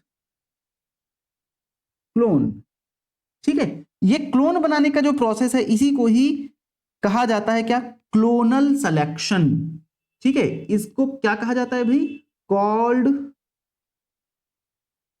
clonal selection, ठीक है, क्या कहा जाता है, क्लोनल सिलेक्शन कहा जाता है इस प्रोसेस को, ठीक है, क्या कहा जाता है, क्लोनल सिलेक्शन कहा जाता है, ठीक। चलो भाई अब हम आगे बढ़ जाते हैं, यहां पर मान के चलो हमारा जो टी सेल है ना वो लिम्फोकाइन प्रोड्यूस करेगा, जो कि एक मैसेंजर मॉलिक्यूल होता है, ठीक है। देखो टी सेल पहले तो स्टिमुलेट किया किसको, हमारा जो टी सेल है वो किसको स्टिमुलेट किया है भाई, ये स्टिमुलेट किया है हमारे किलर सेल को और बी लिम्फोसाइट को स्टिमुलेट किया, ठीक है। और हमारा जो टी सेल है वो और क्या करता है, लिम्फोकाइन नाम का एक मैसेंजर मॉलिक्यूल प्रोड्यूस करता है, ठीक है। तो इसको लिखेंगे क्या, टी एच क्या करता है भाई, प्रोड्यूस करता है ना, टी एच प्रोड्यूस करता है क्या, लिम्फोकाइन, ठीक है। टी एच सेल जो है लिम्फोकाइन प्रोड्यूस करता है, लिम्फोकाइन क्या है, एक टाइप का messenger RNA, sorry messenger molecule है, ठीक है, क्या है लिम्फोकाइन? एक टाइप का मैसेंजर मॉलिक्यूल है लिम्फोकाइन। क्या है? लिम्फोकाइन मैसेंजर मॉलिक्यूल है। ठीक है, अच्छा अब ये मैसेंजर मॉलिक्यूल करता क्या है भाई? तो ये एक्यूमुलेट करता है अदर डब्ल्यूबीसी को, कहां पर? अफेक्टेड साइट में, जहां पर भी पैथोजन ने अटैक किया है उस साइट पर हमारा जो टीएच सेल है वो किसको बुलाएगा? और भी जो डब्ल्यूबीसी हैं जो अटैक करेंगे उनको बुलाएगा। ठीक है, मतलब अपने दोस्तों को बुलाएगा बेसिकली, है ना। तो यहां पर जो ये लिम्फोकाइन है ये क्या करेगा भाई? लिम्फोकाइन क्या करेगा? लिम्फोकाइन ये एक्यूमुलेट करवाएगा अदर डब्ल्यूबीसी को, कॉज अदर डब्ल्यूबीसी को एक्यूमुलेट करवाएगा। ठीक है, अदर डब्ल्यूबीसी को एक्यूमुलेट करवाएगा। ठीक है, कहां पर? अफेक्टेड साइट पर, अफेक्टेड साइट पर, कहां पर? अफेक्टेड साइट पर। ठीक है, अच्छा टीएच सेल जो है बी सेल को बोलेगा। टीएच सेल और किसको बोलता है भाई? टीएच सेल, है ना, हमारा जो टीएच सेल है ये बी सेल को भी जाके बोलता है। टीएच सेल किसको जाके बोलेगा? बी सेल को। बी सेल को बोलेगा कि भैया तुम क्या प्रोड्यूस करो? तुम प्रोड्यूस करो मेरे लिए एंटीबॉडी, टू प्रोड्यूस एंटीबॉडी, क्योंकि बी सेल ही तो एंटीबॉडी प्रोड्यूस करता है, तो एंटीबॉडी प्रोड्यूस करने के लिए भी बोलता है टीएच सेल, मतलब हेल्पर सेल। देखो नाम ही हेल्पर सेल है, तो सबको हेल्प कर रहा है भाई, तू भी काम कर ले मेरे साथ, तू भी काम कर ले मेरे साथ, है ना, सबको हेल्प करने बोल रहा है ना। तो टी हेल्पर सेल इसीलिए तो इसका नाम है। चलो ये तो रहा टी हेल्पर सेल। अब अगर हम बात करते हैं टी किलर सेल की, ठीक है, सॉरी किलर टी सेल की, दूसरा, पहला रहा, ठीक दूसरा किलर टी सेल लिखेंगे इसको, है ना, killer T cell, killer T cell. इस टी सेल का काम क्या है? किलर टी सेल का काम क्या है भाई? देखते हैं। ठीक है, दूसरा नंबर आ गया हमारा किलर टी सेल। ठीक, तो किलर टी सेल जो है इन्फेक्टेड या टारगेट सेल को क्या करता है? डिस्ट्रॉय करता है। ये डिस्ट्रॉय करता है, डिस्ट्रॉय इन्फेक्टेड, मतलब ऐसा कोई भी सेल जो कि इन्फेक्ट हो चुका है, पैथोजन के द्वारा अटैक हो चुका है, उस सेल को ही ये डिस्ट्रॉय कर देता है। ठीक है, इन्फेक्टेड सेल और कौन से सेल को? टारगेट सेल को। ठीक है, टारगेट सेल या इन्फेक्टेड सेल को ये डायरेक्टली डिस्ट्रॉय कर देता है, क्योंकि नाम ही किलर, ठीक है, किलर नाम ही है भाई, किल कर दे रहा है डायरेक्ट। ये पैथोजन तथा कैंसरस सेल को भी किल कर देता है, kill pathogen and cancerous cell, cancerous cell को भी किल कर दे रहा है ना, बाय लिम्फोटॉक्सिक सब्सटेंस। भाई कैंसरस सेल को और पैथोजन को किल कर रहा है, कैसे किल करेगा? By releasing lymphotoxic substance, lymphotoxic substance. ठीक है, लिम्फोटॉक्सिक सब्सटेंस रिलीज करते हुए वो किल कर देता है हमारा जो किलर टी सेल है, किसको? पैथोजन तथा कैंसरस सेल को, है ना। अच्छा, ये लिम्फोकाइन नाम का भी केमिकल प्रोड्यूस करता है, जो कि अदर फैगोसाइटोसिस करने वाले सेल को अट्रैक्ट करता है। इसको लिखेंगे क्या? ठीक है, यहां पर लिम्फोकाइन भी प्रोड्यूस करेगा। ठीक है, और क्या करता है भी? लिम्फोकाइन भी सिक्रीट करता है। ठीक है, लिम्फोकाइन भी सिक्रीट करा। अच्छा, लिम्फोकाइन क्या करेगा भाई? ये जो लिम्फोकाइन है हमारा, ये लिम्फोकाइन क्या करेगा? लिम्फोकाइन जो है अदर फैगोसाइट्स को अट्रैक्ट करता है। ये क्या करता है? ये अट्रैक्ट करता है, attract other phagocyte, other phagocyte को भी ये अट्रैक्ट करा। है ना। और ये जो हमारा किलर टी सेल है ना, वो रिस्पॉन्सिबल होता है किसके लिए, CMI के लिए, सेल मेडिएटेड इम्यूनिटी के लिए, responsible for cell mediated immunity, cell mediated immunity के लिए रिस्पॉन्सिबल होता है कौन, हमारा जो किलर टी सेल है। ठीक है, यहां पर टी के लिख सकते हैं, टी के, ठीक है, किलर टी सेल। ठीक है भाई। अच्छा, ये डिस्ट्रॉय कर देते हैं ट्यूमर को और किसको, ट्रांसप्लांटेड तथा अदर फॉरेन सेल को भी ये डिस्ट्रॉय करता है। ठीक है, टी के जो है, टी के किलर टी सेल क्या करता है, डिस्ट्रॉय कर देता है किसको, ट्यूमर को एंड और जो भी ट्रांसप्लांटेड जो सेल्स होते हैं, है ना, अदर ट्रांसप्लांटेड सेल, ट्रांसप्लांटेड और फॉरेन सेल, और फॉरेन सेल, इन सभी को ये डिस्ट्रॉय कर देता है। ठीक, कौन, हमारा किलर टी सेल। ठीक है। अब भाई ट्रांसप्लांटेड सेल मतलब क्या, ट्रांसप्लांटेशन में जो सेल्स काम, मतलब ट्रांसप्लांटेशन किया जाता है ना, ऑर्गन ट्रांसप्लांटेशन, तो उसमें भी ये उनको भी फॉरेन समझकर किल करता है, लेकिन वहां पर सप्रेसर सेल की भी जरूरत होती है। तो तीसरा हम बात करेंगे किसकी, सप्रेसर सेल। तीसरा सप्रेसर, ठीक है, सप्रेसर सेल, सप्रेसर सेल की हम यहां पर बात करने जा रहे हैं। ये भी किसका टाइप है भाई, ये भी हमारा टाइप है किसका, हमारा टी सेल का टाइप है, sorry cell mediated immune response में आने वाले सेल्स हैं ये। ठीक है, चलो टी सेल का ही टाइप है ये, है ना, चलो, जो कि सेल मेडिएटेड इम्यूनिटी में काम करते हैं। अब सप्रेसर सेल्स, इनका काम क्या है भाई, ये हमारे टीके सेल तथा टीएच सेल के फंक्शन को सप्रेस करता है। इसको ये करता है क्या, सप्रेस करता है, सप्रेस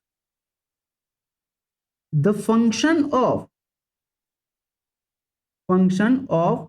टीके, है ना, killer T cell and TH helper T cell के फंक्शन को ये सप्रेस करेगा और पूरे इंटायर इम्यून सिस्टम को भी सप्रेस करता है।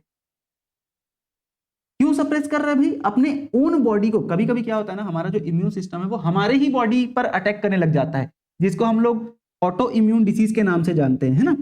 तो उस केस में ये जो सप्रेसर सेल्स हैं वो हमारे इम्यून सिस्टम के अदर सेल्स को सप्रेस करते हैं, ताकि भाई तुम अपने सेल को तो पहचान जाओ, है ना, अपने ही ऑर्गन पे, अपने ही बॉडी पे क्यों अटैक कर रहे हो, ऐसे करके सप्रेस करता है। ठीक है, ये करता है क्या, सप्रेस इंटायर इम्यून सिस्टम,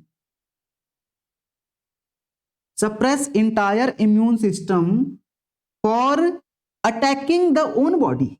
कभी कभी हमारे इम्यून सिस्टम जो है वो हमारी खुद की बॉडी को अटैक करने लग जाते हैं, है ना। तो उस केस में ये जो हमारा सप्रेसर सेल है वो सप्रेस करता है किसको किसको, टीएच एंड टी के सेल को, ताकि अपनी खुद की बॉडी पर अटैक ना कर पाए वो। ठीक है। अच्छा, अब हम बात करते हैं अगर चौथे सेल की, चौथा नंबर कौन सा आता है, मेमोरी सेल। मेमोरी सेल, ये भी किसका टाइप है भाई, ये भी हमारे टी सेल का टाइप होता है, मेमोरी सेल।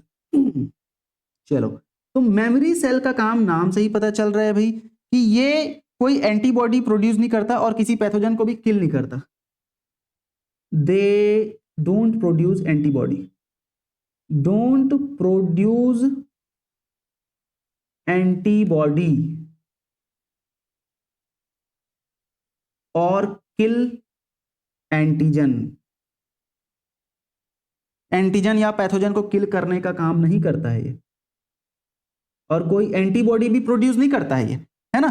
तो ये करता क्या है, ये बेसिकली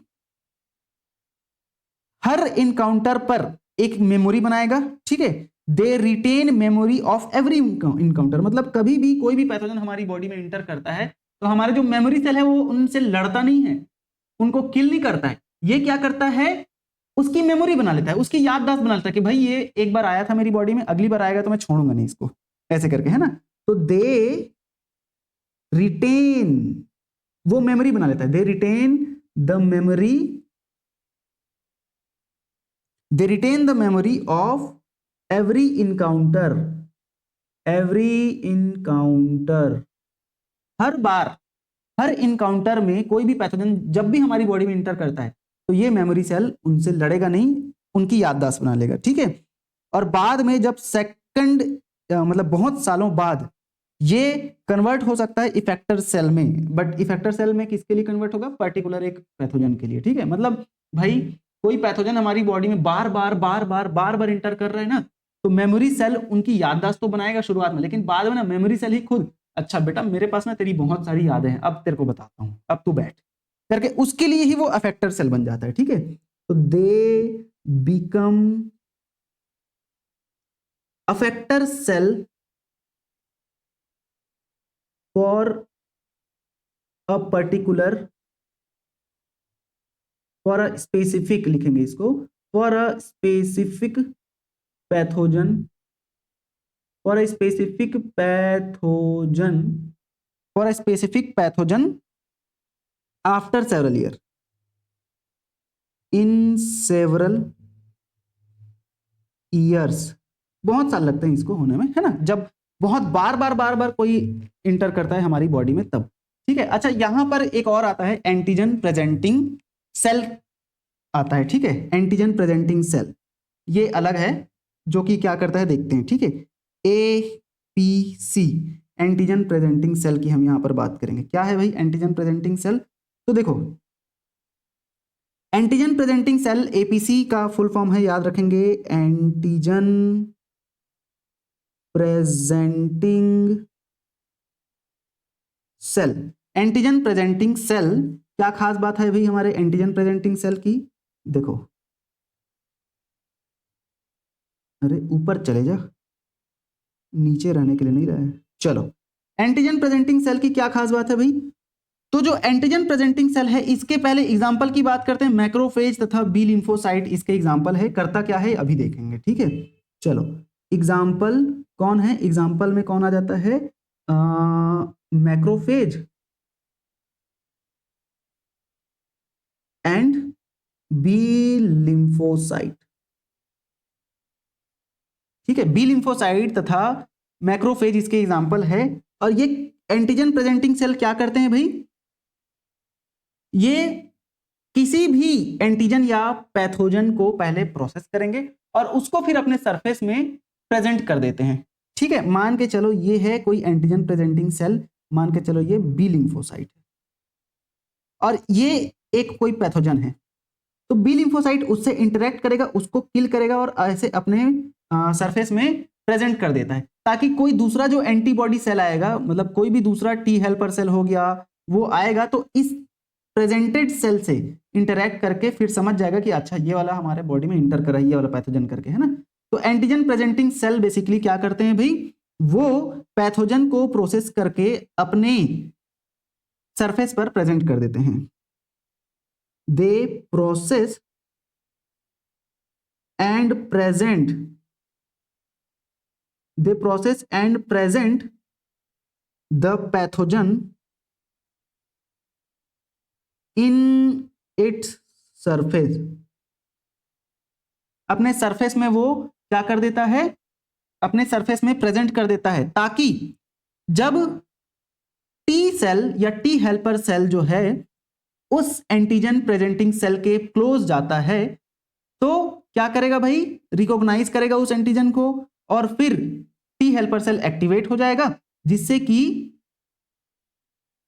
वो T helper cell B cell को एक्टिवेट करेगा और टी सेल को मतलब किलर सेल को एक्टिवेट करेगा, जिससे कि बहुत सारे क्लोन बनेंगे और फिर जब भी वो एंटीजन जिसको प्रेजेंट किया है बी सेल ने, वो एंटीजन जब भी हमारी बॉडी में आएगा तो फिर उसको डायरेक्टली किल कर दिया जाता है, ठीक है। तो यहाँ पर थोड़ा सा मैं और इसको सिंपल करने की कोशिश करता हूँ कि जब हमारा जो एंटीजन प्रेजेंटिंग सेल है जैसे कि बी सेल और मैक्रोफेज, ये क्या करते हैं, कोई भी एंटीजन को डिटेक्ट किए और उसको प्रोसेस किए, फिर उसको ना अपने सरफेस में वो प्रेजेंट कर देते हैं। जैसे ये बी सेल है, ये अपने सरफेस में एंटीजन को ऐसे प्रेजेंट कर दिए, अब जैसे ये प्रेजेंट करे तो होगा क्या कि TH सेल जब उस APC के पास आता है, TH सेल जब उस APC के पास आएगा, close to APC antigen presenting cell, जिसके पास में एंटीजन है, हैविंग एंटीजन, है ना, उस APC के पास अभी एंटीजन है उसके सरफेस में, मान के चलो ये BAPC है तो इसके पास एंटीजन है, इसके पास में जब वो हमारा T हेल्पर सेल आता है ना, तो वो जो T हेल्पर सेल है वो क्या करेगा, अब आगे पास में आ गया, है ना, अब T हेल्पर सेल क्या करेगा, T हेल्पर सेल रिकॉग्नाइज करेगा एंटीजन को, TH रिकॉग्नाइज कि भाई वो है क्या, एंटीजन है कि नहीं है करके, रिकॉग्नाइज एंटीजन। अब अगर वो एंटीजन निकल जाता है तो हमारा जो T सेल है, सॉरी T हेल्पर सेल है, वो क्या करेगा, एक्टिवेट हो जाएगा, बिकम एक्टिवेटेड, ठीक है, एक्टिवेट हो गया। अब एक्टिवेट हो गया तो क्या करेगा भाई, है ना, एक्टिवेट हो गया तो वो सेल, अब कौन सा सेल, TH सेल एक्टिवेट हो गया, वो एक्टिवेट करेगा किसको, B और T के सेल को, है ना, ये एक्टिवेट करेगा किसको, activate B and killer cell को, T के सेल को। अब ये जो B एंड T के सेल है ये क्या करेंगे भाई, बहुत सारे क्लोन्स बनाएंगे, है ना, बहुत सारे क्लोन्स बनाएंगे, यही तो हम लोग अभी पढ़े हैं, ठीक है। तो क्या करेंगे ये B and T cell, B and T के फॉर्म मैनी क्लोन्स, अपने ही जैसे बहुत सारे सेल्स बना लेंगे, ठीक है। तो ये पूरा होता है APC का काम, है ना। चलो भाई, तो यहां पर आई होप आप सभी को समझ आ गया होगा। अब हम आगे बढ़ जाते हैं, है ना, अब हम आगे बढ़ जाते हैं हमारे अगले टॉपिक पर, जो कि है AMIS, antibody mediated immune system. मतलब अब एंटीबॉडी बनेगा, ना कि कोई सेल काम करेगा, ठीक है। दूसरा AMIS, AMIS एंटीबॉडी बनने वाला है अब, AMIS, है ना, एंटीबॉडी मेडिएटेड इम्यून सिस्टम, ठीक है भाई। एंटीबॉडी मेडिएटेड इम्यून सिस्टम की बात करने जा रहे हैं। इसको कलर चेंज करेंगे, एंटीबॉडी मेडिएटेड इम्यून सिस्टम, ठीक है। Antibody mediated immune system, antibody का फॉर्मेशन होगा यहाँ पर, 4-5 प्रकार के एंटीबॉडी देखे थे, है ना, इम्यूनोग्लोबुलिन। तो देखो, अच्छा इसको और क्या कहा जाता है, इसको also called humoral immune system, humoral immune system, humoral immune system कहा जाता है, ठीक है, ह्यूमोरल इम्यून सिस्टम भी कहा जाता है। तो पहले हम ना क्या करते हैं, एंटीबॉडी के स्ट्रक्चर को थोड़ा सा पढ़ लेते हैं, ठीक है, स्ट्रक्चर को थोड़ा सा अच्छे से ध्यान से समझ लेते हैं। ये रहा हमारा एंटीबॉडी का स्ट्रक्चर, ठीक है। देखो एंटीबॉडी का जो स्ट्रक्चर है ना कैसा होता है, वाई शेप का होता है, इसको अभी हम लोग देखेंगे, है ना। एंटीबॉडी का स्ट्रक्चर यहाँ पर ये देखो, वाई शेप का हुआ एंटीबॉडी का स्ट्रक्चर। तो एंटीबॉडी का स्ट्रक्चर कैसे शेप में होता है, एंटीबॉडी का जो स्ट्रक्चर है वो वाई शेप का होता है, ठीक है। इस वाई शेप में आपको देखने को मिलेगा, एक होगा क्या हमारा हैवी चेन, ये रहा हमारा क्या हैवी चेन, और दूसरा क्या होगा लाइट चेन, ये रहा क्या लाइट चेन, ठीक है, heavy chain and light chain. अब दोनों जो चेन है, पहले तो दोनों हैवी चेन जो है, जैसे ये हैवी चेन, ये दोनों जो हैवी चेन हैं ये आपस में डाइसल्फाइड बॉन्ड के द्वारा जुड़े रहते हैं, डाइसल्फाइड बॉन्ड के द्वारा ये आपस में जुड़े रहते हैं। यहां पर ये देखो, ये रहा डाइसल्फाइड बॉन्ड से दोनों हैवी चेन जुड़े हैं, और वैसे ही दोनों लाइट चेन भी, सॉरी दोनों heavy chain and light chain भी आपस में जुड़े रहते हैं। यहां पर देख लो, ये भी डाइसल्फाइड बॉन्ड होता है, याद रखेंगे, ठीक है। चलो अब अगर मैं बात करूं, दोनों चेन में चाहे हैवी चेन हो चाहे लाइट चेन हो, दो रीजन होते हैं। एक रीजन होता है वेरिएबल रीजन, जैसे कि ये हैवी चेन का वेरिएबल रीजन और ये लाइट चेन का वेरिएबल रीजन। वेरिएबल रीजन मतलब ऐसा रीजन जो कि अपने स्ट्रक्चर को चेंज कर सकता है, और वैसे ही दोनों लाइट और हैवी चेन में कांस्टेंट रीजन होता है। तो ये हैवी चेन का कांस्टेंट रीजन हो गया, है ना, ये और ये लाइट चेन का कांस्टेंट रीजन है, ये लाइट चेन का कांस्टेंट रीजन। ठीक है, चलो तो रीजन तो समझ आ गए होंगे। अब देखो हैवी चेन और लाइट चेन में ना इधर साइड ये जो रीजन है इसको बोलते हैं एंटीजन बाइंडिंग साइट और पैराटोप। पैराटोप मतलब एंटीबॉडी का वो साइट जहां से एंटीजन बाइंड होगा। ठीक है, तो इसको बोलते हैं एंटीजन बाइंडिंग साइट, यहीं से तो एंटीजन बाइंड होगा, है ना। मतलब मान के चलो मैंने ऐसा कोई स्ट्रक्चर बना दिया, ये है मान के चलो कोई बैक्टीरिया। ठीक है, तो इससे हमारा एंटीबॉडी कैसे बाइंड होगा भाई, इससे हमारा जो एंटीबॉडी वो ऐसे आके बाइंड होता है, ये वाई शेप, ये वाई शेप, ऐसे ये ऐसे बाइंड होता है भाई, है ना। तो इसको आपको ध्यान में रखना है, इसी साइड से बाइंड हो रहा है ना। चलो तो ये एंटीजन बाइंडिंग साइट। अच्छा यही साइट वेरिएबल क्यों है, क्योंकि वो डिपेंड, मतलब कोई भी एंटीजन से बाइंड होना रहेगा तो ये अपने स्ट्रक्चर को चेंज कर सकते हैं उस एंटीजन के अकॉर्डिंग। ठीक है, तो एंटीजन जैसा है उसके अकॉर्डिंग ये वाला जो स्ट्रक्चर है वेरिएबल रीजन वो चेंज हो सकता है। ठीक है, चलो भाई। अच्छा आगे बात करते हैं अगर हम इसमें, तो ये रीजन कांस्टेंट हो गया, ये तो हम बता दिए है ना। Variable region of light chain ये रहा, और ये है variable region of heavy chain. ठीक है, चलो इतना स्ट्रक्चर होता है। अब देखो बाइंड कैसे हुआ है, तो यहां पर मान के चलो ये एंटीजन है, एंटीजन का ये रीजन है क्या, एंटीजन डिटर्मिनेंट और एपिटोप। ठीक है, तो एंटीजन का वो रीजन जो एंटीबॉडी से बाइंड होगा उसको एपिटोप बोलते हैं, और एंटीबॉडी का वो रीजन जो एंटीजन से बाइंड होगा उसको क्या बोलते हैं, पैराटोप, है ना। एंटीजन बाइंडिंग साइट किसका होता है, ये एंटीजन बाइंडिंग साइट जो है ये रहा, है ना। ये एंटीजन बाइंडिंग साइट जो है वो किसका है, एंटीबॉडी का है, जिसको हम लोग पैराटोप बोलते हैं, जो एंटीजन से बाइंड करेगा। ठीक है, और एंटीबॉडी बाइंडिंग साइट क्या है भाई, तो एपिटोप बोलते हैं, जो एंटीजन के पास प्रेजेंट रहता है। ठीक है, और ये एंटीबॉडी का लाइट चेन, ये हैवी चेन। ठीक, चलो तो मतलब इसको ना ऐसे काट के बनाया गया है, इतने को काट के ऐसे बनाया गया, यहाँ पर ये ऐसे, ये ऐसे, इतने को काट के बनाया गया है ये। ठीक है, चलो भाई। तो आगे अब आई होप कि आप लोगों को ये डायग्राम समझ आ गया होगा, इसके बारे में थोड़ा थोड़ा हम लोग लिखते हैं। ठीक है, हम लोग पढ़ रहे हैं अभी क्या, AMIS antibody mediated immune system पढ़ रहे हैं। ठीक है, तो यहां पर अगर हम एंटीबॉडी की बात करेंगे, है ना, एंटीबॉडी की हम यहां पर बात करते हैं, ये लिम्फोसाइट बेस्ड होता है। AMIS जो है बेस्ड होता है लिम्फोसाइट, कौन सा lymphocyte, based on B lymphocyte, B lymphocyte पर बेस्ड होता है ना। और बी लिम्फोसाइट जो है एंटीबॉडी सिक्रीट करता है। ठीक है, तो बी लिम्फोसाइट जो है एंटीबॉडी सिक्रीट करता है, बी लिम्फोसाइट ही एंटीबॉडी सिक्रीट करने का काम करता है, याद रखेंगे। ठीक है, तो चलो भाई अब हम बात करते हैं एंटीबॉडी के बारे में, एंटीबॉडी क्या है।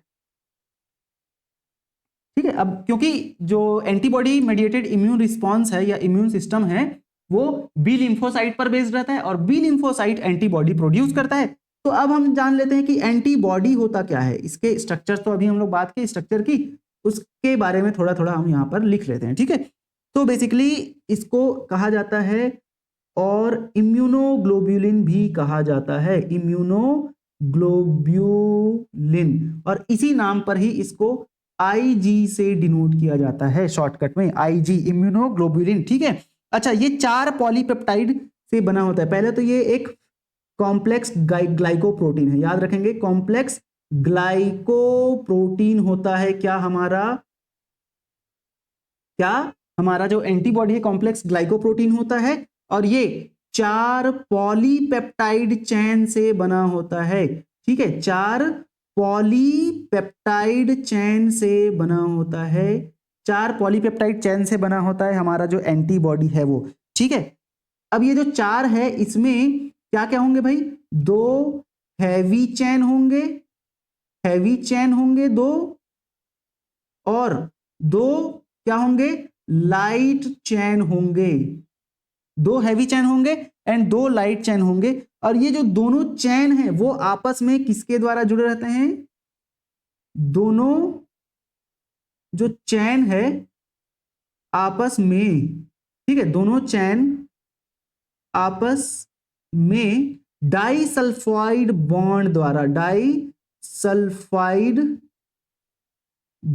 द्वारा जुड़े होते हैं।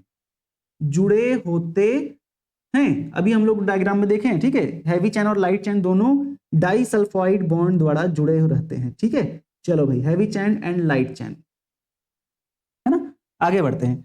अब अगर हम बात करते हैं हमारे एंटीबॉडी के स्ट्रक्चर की, तो एंटीबॉडी का जो स्ट्रक्चर है वो कैसा होता है भाई? एंटीबॉडी का स्ट्रक्चर होता है हमारा, स्ट्रक्चर कैसा होता है? वाई शेप का होता है, वाई शेप्ड स्ट्रक्चर होता है, ठीक है। और इसको कैसे रिप्रेजेंट किया जाता है? इसको रिप्रेजेंट किया जाता है, रिप्रेजेंटेड बाय H2L2। क्यों H2L2? क्योंकि हैवी चेन 2 है, लाइट चेन 2 है, इसलिए H2L2 के द्वारा इसको रिप्रेजेंट किया जाता है ना।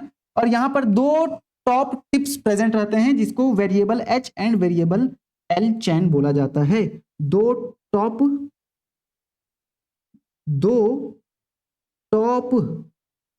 टिप्स होते हैं, दो टॉप टिप्स होते हैं। क्या क्या? एक होता है variable heavy and light chain, variable heavy and light chain होता है। अच्छा, यही जो variable heavy and light chain है वो एंटीजन से बाइंड करता है। कैसे बाइंड करेगा? लॉक एंड की फैशन में, ठीक है। तो यही जो variable heavy and light chain है वो बाइंड करेगा, bind to antigen lock and key तरह, ठीक है, लॉक एंड की फैशन में बाइंड करता है, ठीक है। एक ताला जो है, एक चाबी जो है ताले से कैसे जुड़ता है, उसी प्रकार जो हमारा जो एंटीजन है वो एंटीबॉडी से बाइंड करता है, ठीक है भाई। चलो, अच्छा, और अब जैसे ये बाइंड हुआ तो क्या बनता है? एंटीजन एंटीबॉडी कॉम्प्लेक्स बनता है। ये तो आपको पता है ना। एंटीजन एंटीबॉडी कॉम्प्लेक्स बन जाता है जब वो बाइंड करते हैं, है ना। चलो भाई, तो अब हम आगे बढ़ेंगे, है ना। आगे बढ़ जाते हैं। अगर हम बात करते हैं एंटीबॉडी के फंक्शन की, ठीक है, एंटीबॉडी के फंक्शन की बात करेंगे यहां पर।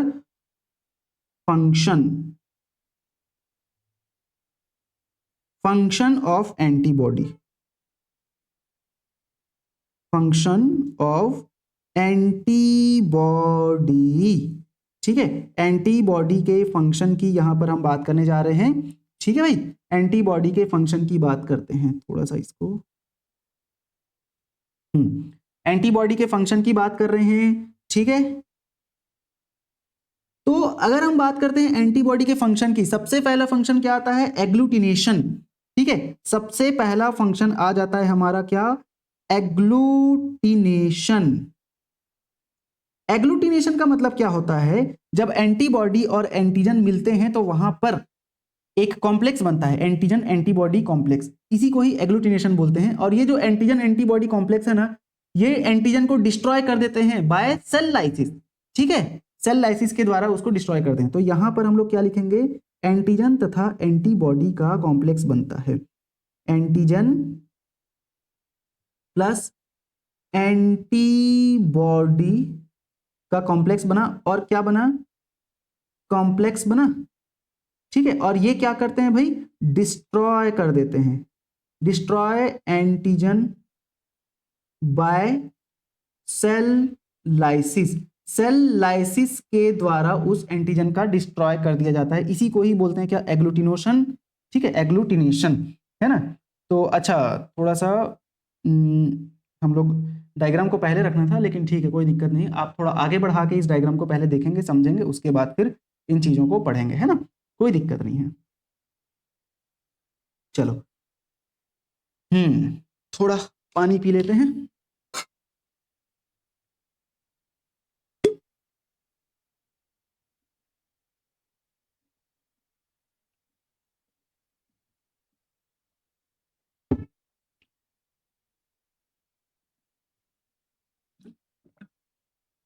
चलो भाई, है ना। तो पहला फंक्शन क्या है? एग्लूटिनेशन, ठीक। एग्लूटिनेशन हो गया। अब दूसरा फंक्शन आता है हमारा क्या? ऑप्सोनाइजेशन। वैसे मैं नोट्स में इसको कोशिश करूंगा अरेंज करने की, है ना। कितने स्लाइड पीछे ले जाना है इसको? यहां पर लाना है अपने को, ठीक है, कोई दिक्कत नहीं है। दूसरा जो फंक्शन है वो क्या है, ऑप्सोनाइजेशन। ठीक है, पहला क्या पढ़े अभी, एग्लूटिनेशन, दूसरा ऑप्सोनाइजेशन। ठीक है, दूसरा क्या है, ऑप्सोनाइजेशन। ठीक है, दूसरा ऑप्सोनाइजेशन। ऑप्सोनाइजेशन की अगर हम बात करते हैं तो ऑप्सोनाइजेशन मतलब क्या होता है, ध्यान देंगे। मान के चलो यहां पर मैंने एक क्या बनाया, कोई बैक्टीरिया, ये ऐसे मान के चलो ये है क्या, एक बैक्टीरिया।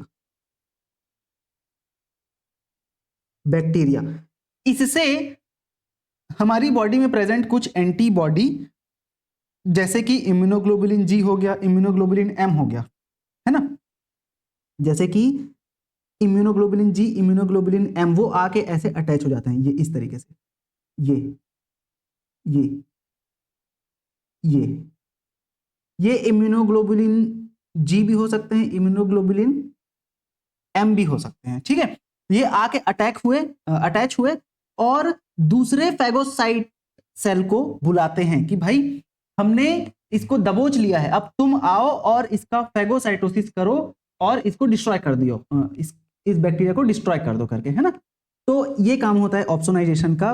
बेसिकली क्या होता है भाई, उस बैक्टीरिया को कोट कर लिया जाता है, यहां पर क्या होता है, कोटिंग ऑफ बैक्टीरिया या कोई भी माइक्रो ऑर्गेनिज्म, है ना। ये बैक्टीरिया क्या है, एक एंटीजन है।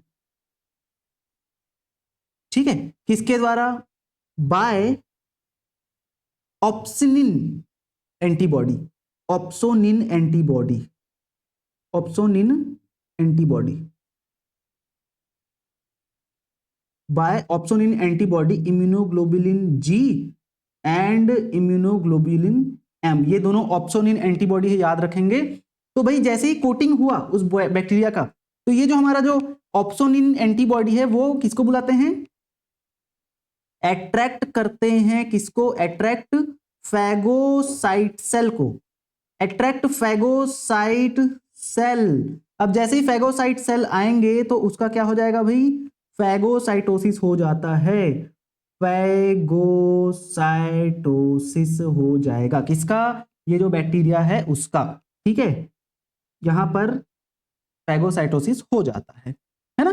चलो भाई, अब तीसरा प्रोसेस आता है न्यूट्रलाइजेशन का। तीसरा प्रोसेस आ गया हमारा न्यूट्रलाइजेशन। ठीक है, तीसरा, पहला पढ़े प्रोसेस नहीं है, फंक्शन है ये बेसिकली। पहला एग्लूटिनेशन, इसका फंक्शन है एंटीबॉडी का, पहला एग्लूटिनेशन, दूसरा ऑप्सोनाइजेशन, तीसरा न्यूट्रलाइजेशन। न्यूट्रलाइजेशन में क्या होता है भाई, न्यूट्रलाइजेशन में क्या होता है, तो न्यूट्रलाइजेशन में एंटीबॉडी जो है न्यूट्रलाइज कर देता है किसी भी पैथोजन के टॉक्सिन को।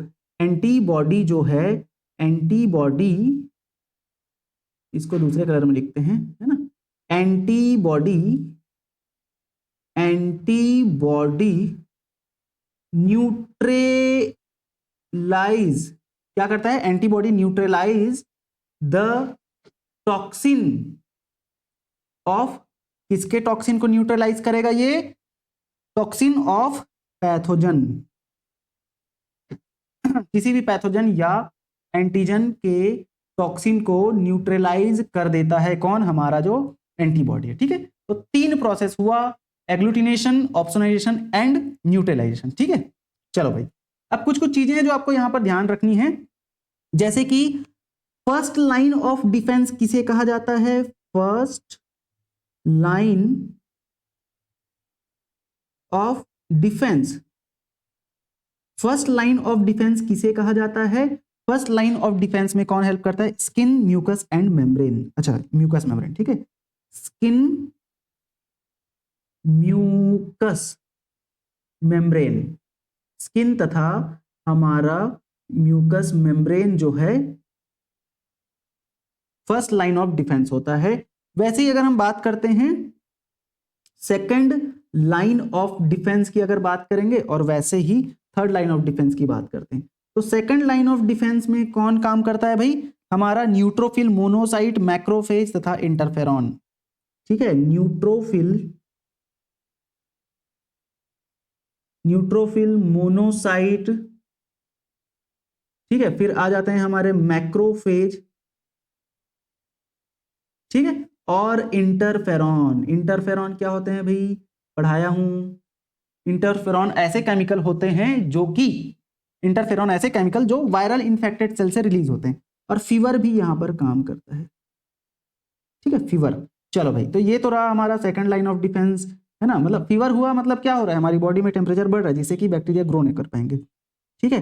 फिर थर्ड लाइन ऑफ डिफेंस क्या है भाई, तो थर्ड लाइन ऑफ डिफेंस में ना, थर्ड लाइन ऑफ डिफेंस में स्पेसिफिक इम्यूनिटी प्रोवाइड किया जाता है by T and B cell, जो अभी हम लोग पढ़ रहे हैं। Third line of defence, specific immunity,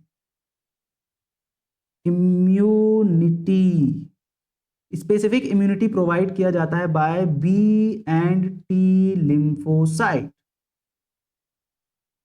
ठीक है। बी एंड टी लिम्फोसाइट के द्वारा स्पेसिफिक इम्यूनिटी प्रोवाइड किया जाता है, ठीक है भाई। चलो अब हम बात करते हैं हमारे टाइप्स ऑफ इम्यूनोग्लोबुलिन या एंटीबॉडी की। तो यहां तक हम लोग पढ़ लिए पूरे एंटीबॉडी के बेसिक स्ट्रक्चर वगैरह के बारे में, है ना। अब हम एंटीबॉडी के टाइप्स की बात करते हैं। तो 5 प्रकार के एंटीबॉडी पाए जाते हैं, याद रखेंगे, ठीक है। 5 प्रकार के एंटीबॉडी पाए जाते हैं, यहां पर हम लोग लिख लेते हैं types of antibody, types of antibody, ठीक है। एंटीबॉडी के टाइप्स की अगर हम बात करते हैं, कितने प्रकार के एंटीबॉडी, 5 प्रकार के, ठीक है। 5 टाइप्स ऑफ एंटीबॉडी पाए जाते हैं, 5 टाइप। कौन कौन से, आई जी जी, आई जी ए, आई जी एम, ठीक है। फिर आई जी ई और फिर आई जी डी, ऐसे 5 प्रकार के एंटीबॉडी पाए जाते हैं, ठीक। 5 प्रकार के एंटीबॉडी पाए जाते हैं। GAMED, ट्रिक कैसे याद रखेंगे इसको, ट्रिक बता देता हूं मैं आपको इसको याद रखने का ट्रिक। GAME, गेम तो याद होता है ना, और इसी में लास्ट में डी जोड़ देना, है ना। तो गेम्ड करके याद रखोगे, ये आपको याद हो जाना है ना। चलो भाई, तो अब अगले पेज में चलते हैं, टाइप्स ऑफ एंटीबॉडी को अच्छे से डिटेल में समझेंगे, ठीक है। ये रहा, इस टेबल को आप ध्यान रखेंगे। यहां पर मैं ऊपर में लिख देता हूं, वैसे तो यहां पर लिखा ही हुआ है ना, टाइप्स ऑफ एंटीबॉडी, तो आपको समझ में आ जाना है। तो 5 प्रकार के एंटीबॉडी होते हैं, कौन कौन से यहां पर ध्यान देंगे। 5 प्रकार के एंटीबॉडी, IgA, IgD, IgE और इधर फिर 2 और है, IgG और IgM, ठीक है। सीक्वेंस ऐसे ऊपर नीचे हो सकता है, कोई दिक्कत वाली बात नहीं है, लेकिन आपको ध्यान रखना है, क्या क्या ध्यान रखना है भाई, आपको ध्यान ये रखना है कि मेरे को ट्रिक से याद रखना है, ठीक है। तो GAMED, चलो सबसे पहले अगर हम IgA की बात करते हैं, IgA इम्यूनोग्लोबुलिन A, तो इसका जो टोटल क्वांटिटी पाया जाता है परसेंट में 10% पाया जाता है हमारी बॉडी में IgA, ठीक है। इसका मेन कैरेक्टर क्या होता है, मेन कैरेक्टरिस्टिक्स तथा अकरेंस क्या होता है भाई, मेन कैरेक्टरिस्टिक्स तथा occurrence, the primary antibody present in colostrum, याद रखेंगे एंटीबॉडी A जो है कोलोस्ट्रम में प्रेजेंट रहता है। कोलोस्ट्रम मींस क्या, ओके सॉरी, कोलोस्ट्रम का मतलब क्या है, मदर के मिल्क में प्राइमरी एंटीबॉडी जो कि मदर के मिल्क में प्रेजेंट रहता है। याद रखेंगे कोलोस्ट्रम एक प्रोटीन है, येलो कलर का प्रोटीन है, जो कि मदर के मिल्क में शुरुआती दौर में प्रेजेंट रहता है, ठीक है। जब बच्चा जन्म लेता है तो शुरुआत में 6 महीने तक कोलोस्ट्रम प्रोड्यूस होता है, जिसमें एंटीबॉडी A प्रेजेंट रहता है। याद रखेंगे एंटीबॉडी A कोलोस्ट्रम में प्रेजेंट रहता है, और ये सलाइवा, म्यूकस, स्वेट, टीयर्स, इन सभी में भी प्रेजेंट रहता है। और इसका जो मॉलिक्यूलर वेट है 1,70,000 होता है, ठीक है। तो मॉलिक्यूलर वेट आप याद नहीं रखेंगे तो भी चलेगा, लेकिन याद रख लेते हैं तो अच्छी बात है ना। 1,70,000 होता है, ठीक है। और कहां कहां प्रेजेंट रहता है, कोलोस्ट्रम तथा सलाइवा में। इसका फंक्शन क्या है भाई, protection of mucus membrane and outer surface of the body, protection from inhaled ingested pathogen, ठीक है। ये क्या करते हैं, हमारे आउटर सरफेस को हेल्प मतलब प्रोटेक्ट करेंगे, हमारा जो स्किन वगैरह है, म्यूकस मेम्ब्रेन वगैरह है, उनको क्या करते हैं, ये प्रोटेक्ट करते हैं। और दूसरा कि अगर खाने के साथ साथ हम कोई ऐसा चीज खा गए जो कि पैथोजन है, तो उससे हमको बचाता है, कौन, एंटीबॉडी A। अब बात करते हैं एंटीबॉडी एंड इम्यूनोग्लोबुलिन डी की तो ये 1 से 3% पाया जाता है, 1 से 3% पाया जाता है, और ये बहुत ही ट्रेस अमाउंट में प्रेजेंट रहता है, कम अमाउंट में, ठीक है। और कहां पर रहेगा ये? लिम्फोसाइट के सरफेस पर प्रेजेंट रहता है ना, लिम्फोसाइट के सरफेस पर present in trace amount on the surface of lymphocyte blood, है ना, इन ब्लड। तो लिम्फोसाइट, बी लिम्फोसाइट और टी लिम्फोसाइट के सरफेस पर एंटीबॉडी डी प्रेजेंट रहेगा, ठीक है। इसका मॉलिक्यूलर वेट 1,85,000 होता है, और फंक्शन क्या है भाई? ये बी लिम्फोसाइट को एक्टिवेट करेगा तथा डेवलपमेंट तथा मैच्योरेशन कराता है किसका? इम्यून रिएक्शन का, ठीक है। जो भी इम्यून रिएक्शन होते हैं हमारी बॉडी में उसको डेवलप कराएगा और उसको मैच्योर कराएगा। कौन? Immunoglobulin D.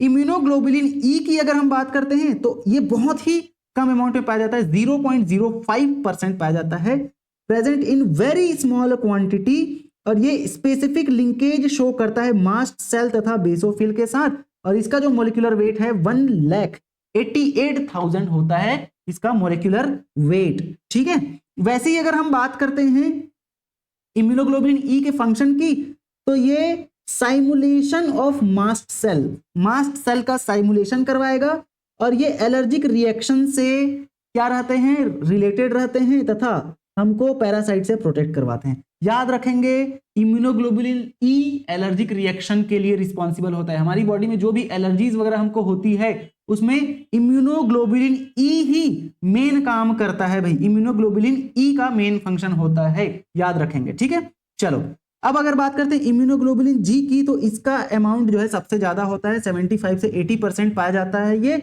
Most abundantly found antibody होता है, और ये मेन इम्यूनोग्लोबुलिन है जो कि ब्लड तथा इंटरस्टिशियल फ्लूइड में प्रेजेंट होता है, और इसकी जो कैपेसिटी है वो प्लेसेंटा को पास करने की कैपेसिटी, मतलब इम्यूनोग्लोबुलिन जी जो है प्लेसेंटा को क्रॉस कर सकता है। तो अगर कोई पूछेगा बच्चे को मदर के द्वारा कौन कौन सी एंटीबॉडी मिलती है, तो याद रखेंगे एक एंटीबॉडी कौन सी थी? एक एंटीबॉडी थी इम्यूनोग्लोबुलिन ए जो कि कोलोस्ट्रम से मिल रही थी बच्चे को, और एक आता है इम्यूनोग्लोबुलिन जी जो कि बच्चे को प्लेसेंटा के थ्रू मिलता है, ठीक है। तो ये याद रखना है, कोलोस्ट्रम में प्रेजेंट होता है एंटीबॉडी ए, और प्लेसेंटा को क्रॉस करके बच्चे को मिलता है एंटीबॉडी जी। तो ऐसा कौन सा एंटीबॉडी है जो प्लेसेंटा को क्रॉस कर सकता है? एंटीबॉडी जी। ऐसा कौन सा एंटीबॉडी जो कोलोस्ट्रम में प्रेजेंट रहता है? एंटीबॉडी ए। ऐसा कौन सा एंटीबॉडी है जो एलर्जिक रिएक्शन के लिए रिस्पॉन्सिबल होता है? एंटीबॉडी ई। और ऐसा कौन सा एंटीबॉडी है जो बी लिम्फोसाइट को एक्टिवेट करवाता है? तो वो होता है एंटीबॉडी डी, याद रखेंगे, ठीक है। इसका मॉलिक्यूलर वेट 1,46,000 होता है, याद रखेंगे किसका? एंटीबॉडी जी का, ठीक है। मॉलिक्यूलर वेट इतना होता है, और इसका फंक्शन क्या है?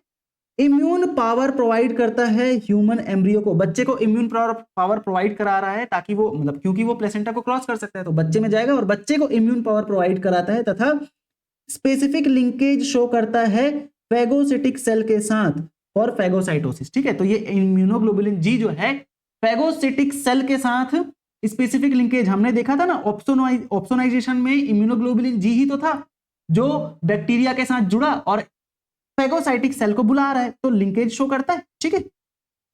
अच्छा, लास्ट इम्यूनोग्लोबुलिन एम, तो ये 5 से 10% पाया जाता है, और ओल्डेस्ट तथा फर्स्ट एंटीबॉडी जो कि जनरेट होता है इन रिस्पॉन्स टू एंटीजन, मतलब जैसे हमारी बॉडी में कोई एंटीजन इंटर करा तो उसके इंटर करते ही सबसे पहला एंटीबॉडी जो प्रोड्यूस होता है वो कौन सा है? इम्यूनोग्लोबुलिन एम होता है, और ये ब्लड प्लाज्मा में पाया जाता है 80%, एंड लार्जेस्ट साइज इम्यूनोग्लोबुलिन होता है जिसका स्ट्रक्चर है पेंटामेरिक स्ट्रक्चर होता है।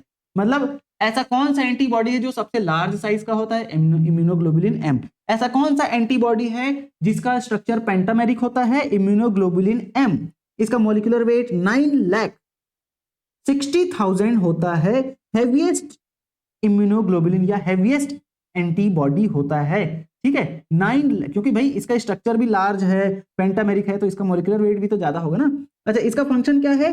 फर्स्ट एंटीबॉडी जो कि डिफेंस के समय बनता है, और स्ट्रॉन्ग एग्लूटिनेशन ये शो करता है। कभी भी एंटीजन हमारी बॉडी में सबसे पहली बार इंटर करेगा तो सबसे पहला जो एंटीबॉडी है ना, कोई भी एंटीजन हमारी बॉडी में इंटर करता है तो सबसे पहला जो एंटीबॉडी है वो कौन सा है? एंटीबॉडी एम, जो कि बनता है हमारी बॉडी में, ठीक है भाई। चलो अब हम बात करेंगे कुछ गोल्डन पॉइंट्स की। यहां पर कुछ गोल्डन पॉइंट्स की बात कर रहे हैं, very important point, very important. इन सबको हम लोग पढ़ चुके हैं, लेकिन आपको ये चीजें आपको ध्यान में रखनी है, वेरी इंपॉर्टेंट पॉइंट्स जो आपको ध्यान में रखनी है। चलो, वेरी इंपॉर्टेंट पॉइंट, और हम आज के लेक्चर के लास्ट पड़ाव में आ चुके हैं, ठीक है। और आज काफी चीजें पढ़े हैं, तो आपको अच्छे से रिवाइज करके नेक्स्ट क्लास में आना है, ठीक है। चलो भाई, तो क्या है वेरी इंपॉर्टेंट पॉइंट? सबसे पहला, good humour hypothesis was disproved by William Harvey. बिल्कुल, गुड ह्यूमर हाइपोथेसिस जो है विलियम हार्वे के द्वारा क्या कर दिया, डिस्प्रूव कर दिया गया। विलियम हार्वे ने क्या सर्कुलेटरी सिस्टम को समझाया, ठीक है, और वहां पर इन्होंने बताया, गुड ह्यूमर हाइपोथेसिस क्या बोलता है कि ऐसा ह्यूमन जिसका बाइल जो है ब्लैक बाइल है, जिसके पास ब्लैक बाइल है, उसको फीवर है। लेकिन ये जो हमारे विलियम हार्वे, इन्होंने डिस्प्रूव किया कैसे भाई, थर्मामीटर से इन्होंने ब्लैक बाइल वाले पर्सन का टेम्परेचर चेक किया तो नॉर्मल ही था, तो मतलब इन्होंने उस हाइपोथेसिस को क्या कर दिया था, डिस्प्रूव कर दिया था, ठीक है। फिर health is a state of complete physical, mental and social wellbeing. बिल्कुल, हेल्थ ऐसा स्टेट है हमारी बॉडी का जिसमें हम लोग फिजिकली, मेंटली तथा सोशली फिट रहते हैं, है ना। Interferon are secreted by virus infected cell. पता ही है, ऐसा सेल जो कि वायरस से इन्फेक्ट हो चुका है वही इंटरफेरॉन सिक्रेट करता है। क्या इंटरफेरॉन क्या करता है, आसपास के जो नॉर्मल सेल्स हैं उनको जाके बताता है कि भाई मैं तो अटैक हो चुका हूं इस वायरस से, तुम बच जाइयो, है ना। चलो, natural killer cell is a non phagocytic large granular lymphocyte, ठीक है। तो नेचुरल किलर सेल जो होते हैं ना, वो नॉन फैगोसाइटिक सेल होते हैं और लार्ज ग्रैन्युलर लिम्फोसाइट है, याद रखेंगे। Alpha interferon activate immune system and destroy tumour. बिल्कुल पढ़े हैं इसके बारे में भी, है ना, आज ही पढ़े हैं। Acquired immunity is characterised by memory. बिल्कुल, इनेट इम्यूनिटी में कोई मेमोरी नहीं होती, वो बचपन से होता है, लेकिन एक्वायर्ड इम्यूनिटी में हम लोग मेमोरी बनाते हैं किसी भी पैथोजन के अगेंस्ट, है ना। The T cell themselves do not secrete antibody but help B cell to produce them, है ना। याद रखेंगे, एंटीबॉडी जो है एक ग्लाइकोप्रोटीन है जो किसके द्वारा सिक्रीट होता है, बी लिम्फोसाइट के द्वारा सिक्रीट होता है। और टी लिम्फोसाइट कोई एंटीबॉडी सिक्रीट नहीं करता, लेकिन टी लिम्फोसाइट हमारे बी लिम्फोसाइट का हेल्प करता है ताकि बी लिम्फोसाइट क्या प्रोड्यूस कर सके, एंटीबॉडी प्रोड्यूस कर सके। तो बी एंटीबॉडी प्रोड्यूस करेगा, लेकिन टी बी को हेल्प करता है टू प्रोड्यूस एंटीबॉडी, ठीक है। याद रखेंगे, malt mucosal associated lymphoid tissue constitute about 50% of the total lymphoid tissue in human body. Malt जो है पूरे 50% लिम्फोइड टिश्यू को कंटेन करता है, ठीक है। चलो भाई, तो आई होप कि आप सभी को आज का कंसेप्ट समझ आया होगा। नहीं आया तो आप बिल्कुल पूछ सकते हैं, कमेंट करके, मैसेज करके, आपका डाउट क्लियर किया जाएगा। और आप लोग अच्छे से पढ़ते रहें, अपना नोट्स प्रॉपर बनाते रहें। अगले लेक्चर में मिलते हैं, तब तक के लिए, ठीक है। चलो भाई, धन्यवाद, थैंक यू सो मच।